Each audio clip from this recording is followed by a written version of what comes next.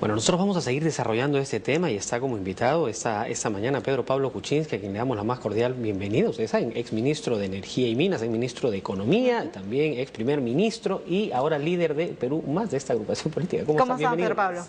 Buenos días. Bienvenido. Su opinión respecto de este incremento. Bueno, yo sí creo que necesitamos una reforma del servicio civil y yo creo que este gobierno lo está haciendo. No lo está haciendo quizás a la velocidad y con la comunicación necesaria, pero sí lo está haciendo. Ahora hay un tema. ¿Cuál es el grupo de trabajadores del sector público más importante? Los maestros, los policías, las enfermeras. Los policías han tenido algún reajuste salarial, alguno. Los maestros ninguno y las enfermeras algo. El último aumento general pensionable se dio al final del gobierno de Toledo, siendo el que habla Premier. Desde entonces no ha habido nada. Pero se han determinado escalas salariales tanto para las policías, para el sector salud, también para los maestros. Es decir, ya como que se tiene claro cuál es la aspiración que pueden tener los que trabajan en estos sectores para tener mejores salarios. Cosa que no ha sucedido con los funcionarios, con los que trabajan en el sector público, pues tienen sueldos postergados hace muchos años. Así es. Y sobre todo no hay un horizonte, ¿no?, de cómo podría ser una escala. Tú mencionaste que yo he sido ministro de Energía y Minas, lo que es absolutamente cierto, y yo ganaba $150 al mes. Y cuando se me acabó la plata y le debía mucha plata al banco, me tuve que ir, ¿no? Entonces yo sí creo que debe haber sueldos razonables, no tanto para los ministros como para los altos funcionarios que deben ofrecer eficiencia y calidad. Si se les paga mal, como dijo el ministro de Economía, se van al sector privado. El sector privado está boyante. Don Pedro Pablo, justamente ese es uno de los principales justificaciones que se le ha encontrado, el tema de incrementar la remuneración de altos funcionarios. Si es que uno lo compara con el sector privado, pues vamos a ver de que ni siquiera un funcionario del Estado podría sentarse a conversar o a tratar o a negociar incluso, en el mejor caso, con estamos un gerente. Totalmente de acuerdo. Yo creo que aquí, más que una cuestión de sustancia, es una cuestión de forma. Yo creo que se hubiera debido explicar un plan general, bien articulado. El Premier va al Congreso, da una conferencia de prensa, vamos a hacer esto. En vez, ¿qué pasa? Sale así el anuncio. Un fin de semana. ¿No? Y en el periódico uno ve apuñalaron a tal, sicarios, etcétera, y ahí está la noticia del aumento a los altos funcionarios. O sea, no se ha vendido ni explicado bien. La sustancia yo creo que es correcta, pero yo sí creo que a los maestros y a los policías hay que darles un aumento general, porque los maestros ganan, salvo los que han ascendido en la carrera pública magisterial, 1.200 soles al mes. Eso es mucho menos que el ingreso per cápita, el ingreso por habitante que hay en el Perú, y están en ese nivel desde el año 2006. Entonces, algo hay que hacer. Claro, don Pedro Pablo, y ahora la pregunta sería, ¿y se puede dar la homologación de manera paralela? Porque muchos dicen, bueno, entonces primero se debió hacer el incremento, ¿no?, a estos profesionales que también sirven al Estado desde su punto muy particular de la carrera, y luego, ¿no?, a las altas autoridades, porque son los que siempre más ganan. Lo que hubiera hecho, claro que no estoy ahí, ¿no?, es, sí, vamos a hacer un aumento. Aquí tú, director general, te doy ahora la mitad del aumento y en enero te doy la otra mitad. Vamos a ir gradualmente. Y tú, profesora, profesor, yo sí te voy a aumentar ahora y después te daré algo más. Si no, vamos a tener inflación aquí, hay que ser cuidadoso. Claro. Pero sí hay que reajustar. ¿Cuál es el grupo más importante para los peruanos? Los profesores y los policías. Tenemos un problema de educación, un problema de seguridad, ¿no? Sin embargo, acá hay una responsabilidad que va más allá del tema de la educación, que es importantísimo para nuestro país, pero a quienes le estamos confiando el manejo de 118.000 millones de soles para el 2014. Y no solamente hay que ver a los ministros o viceministros o sus secretarios generales, sino hay otro punto crítico que tiene que ver con los que manejan los gobiernos regionales, los gobiernos locales, que tienen muchos recursos, pero que llega a fin de año y terminan devolviendo ingentes cantidades de dinero. Exactamente. Es decir, ellos también tienen una importante responsabilidad. Por eso mi propuesta en servir, en servicio civil, es crear un servicio civil nacional donde los jóvenes entran por examen, los mejores, es lo que hicimos en el Banco Central hace ya casi 50 años, y luego tienen la obligación de pasar por las regiones, de estar en el gobierno regional. Si el gobierno regional solo puede recoger talento de ahí, va a ser mucho más limitado que si tiene un elenco nacional, ¿no? Ese es un poquito el tema. Lo que pasa es que los que están trabajando en Lima no quieren ir a trabajar a provincias, pues, porque los sueldos que se pagan en provincias son bajísimos. Pero si ¿no? creamos ese es un problema sistema real, ¿no? Si creamos un sistema nacional, los sueldos van a ser los mismos. Y en provincias hay mejor clima que en Lima, menos tráfico. Uno vive a 3.000 metros y respira salud, claro, en vez de estar aquí con la contaminación, ¿no? Sí. Ahora, don Pedro Pablo, si yo lo he entendido bien, entonces lo que se trata de esta medida es una medida justa, impopular obviamente, pero que en definitiva es necesaria y que se va a ver resultados a largo plazo. Pero tiene que ser parte de un paquete, un plan bien explicado. Yo creo que aquí se ha dado la puntita, porque en realidad los altos funcionarios son un porcentaje bajísimo del total del Estado. ¿Por qué surgió este problema? Porque cuando entró el anterior gobierno, el presidente Alan García dijo: nadie va a ganar más que yo, ¿no? La plata llega sola, yo no necesito ganar gran cosa. Y bajó a todos los funcionarios. Y de ahí se origina el problema. Entonces ahora se ha vuelto en salario nominal a donde estaban los salarios en el 2006. En términos de salario real ha caído porque ha habido un poquito de inflación. O sea, es sincerar realmente las planillas. Hay que arreglar, y yo felicito al ministro de Economía, al premier, de haber tomado esta medida. Critico, sin embargo, de que no se explicó bien, ¿no? Bueno, ya pasará. De repente la compensación de esto sería la publicación de una vez por todas del reglamento o de los 3 reglamentos pendientes de la Ley del Servicio Civil, que sí debería involucrar todo este proceso de transformación de la gestión pública que se quiere, ¿no? De la gestión pública a nivel nacional. todos los niveles, yo creo que hay que hacer un aumento de esta cosa de servir para que se incluya a los gobiernos regionales, porque si no, vamos a ver en todos los periódicos cada 3 meses, uy, no terminaron el puente, no se terminó la obra, tuvieron que devolver la plata, son ineptos. Bueno, es que no tienen gente también, ¿no? Ahora, disculpa, Julio, que te interrumpo un momento.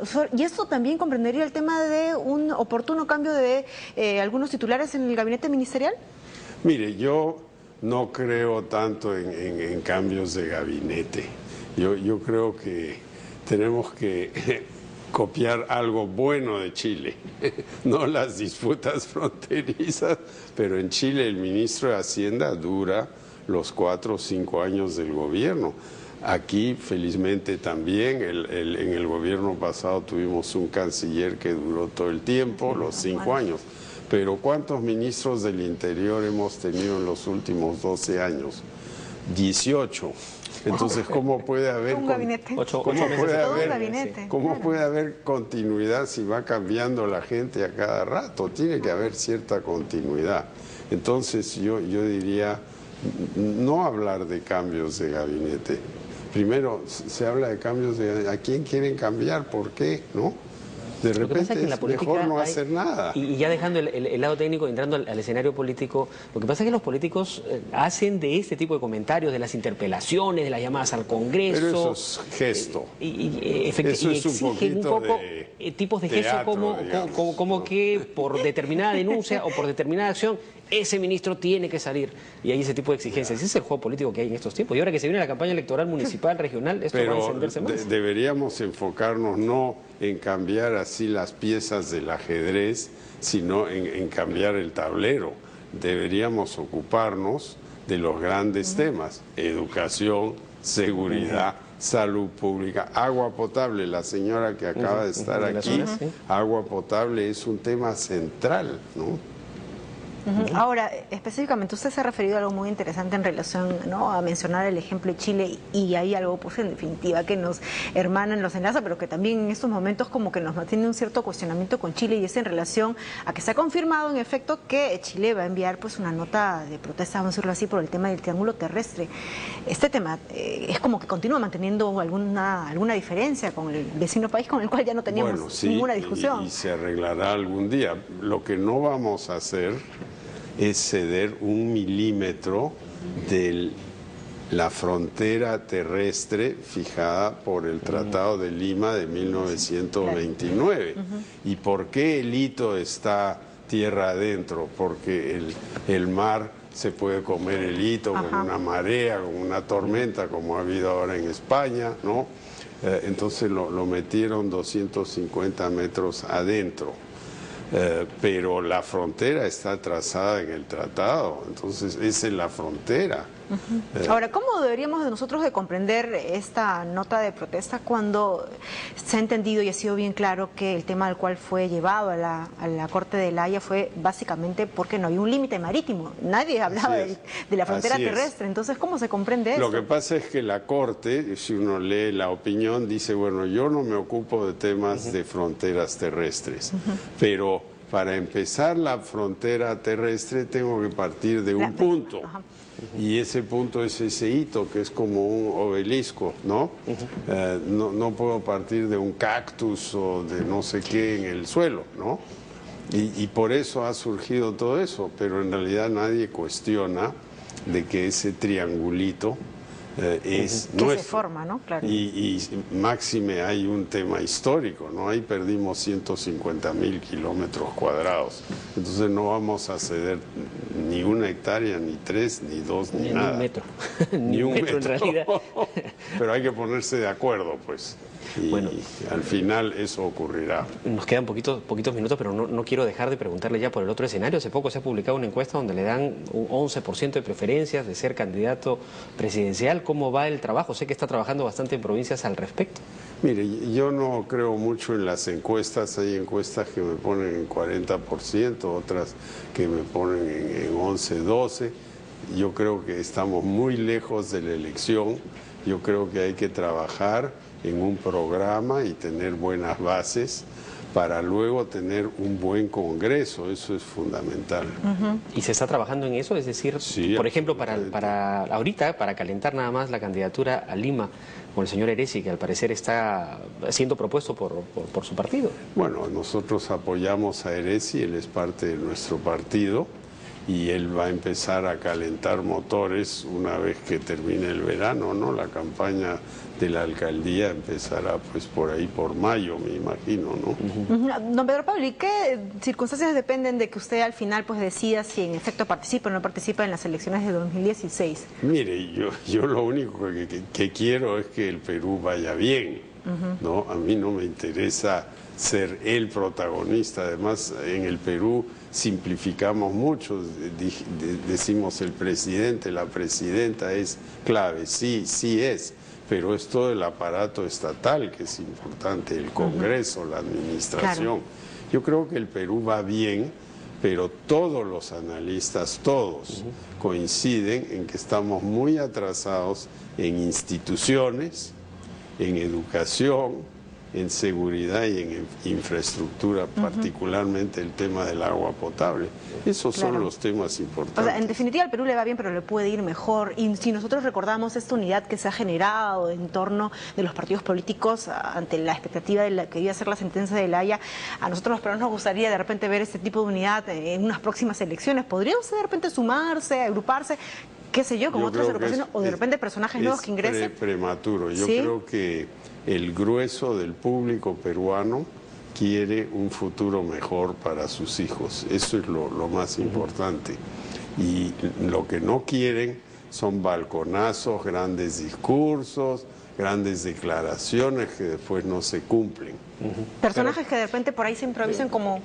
Pero Alan García está apostando, ya prácticamente se está definiendo su candidatura, es un poco con el perfil que usted indica, mientras que surge otro comentario de otra persona que ha dicho que no va a postular, es el caso de Gastón Acurio, que lo que él más bien está diciendo un poco lo que decía Jennifer, ¿no? Lo que yo quisiera es que se unan los políticos y que haya un único frente que realmente ayude a contribuir. Yo no soy político. No. Ya está en política, ha sido candidato, estoy no puede ser en ajeno. la vida política, pero yo no soy político. Eso es un membrete bien malo. Un amigo me decía, un amigo que tiene mucha experiencia en política, me decía, no puede haber un ministro que se tilde de ser un personaje técnico. Todo ministro asume un rol político necesariamente. Claro, efectivamente. Y usted tiene mucha experiencia en ese sentido. O sea. Así es, yo he sido ministro hace más de 30 años atrás, ¿no? He sido gerente del Banco Central hace, no sé, ya ni cuento los años, ¿no? Pero ¿cómo ve esa propuesta? Porque como que Gastón recoge el sentir de muchos peruanos. De mucha gente, y yo creo que hay que unirse alrededor de propuestas, no alrededor de personajes, porque eso no va a arreglar las cosas. Tenemos que tener programas, tenemos que tener propuestas y tenemos que tener la capacidad de hacer las cosas, porque el problema del Perú no es tanto la plata, es un problema de organización. Los gobiernos regionales devuelven la plata. Ahora estamos hablando de la línea 2 del tren que va a costar un montón de plata. Estamos hablando de hacer una refinería nueva en Talara. Son inversiones inmensas y se van a terminar, se van a hacer bien. Es siempre un tema de organización aquí. Es tener la capacidad. ¿Y usted tiene la capacidad, don Pedro Pablo? Bueno, yo sí creo que la tengo, pero eso lo juzgarán los peruanos. Para empezar, tiene que mandarse al ruedo otra vez, ¿verdad, don Pedro Pablo? Bueno, sí. Bueno, lo veremos. No quería responder a don Pedro Pablo. Tenemos mucho tiempo. Aún hay tiempo. Bien, le agradecemos mucho por habernos acompañado esta mañana. Gracias por estar aquí con nosotros. Bien, muchísimas gracias. Ahora sí, 7:56 de julio. Vamos a hacer una pausa, pero antes anunciamos a todos nuestros amigos.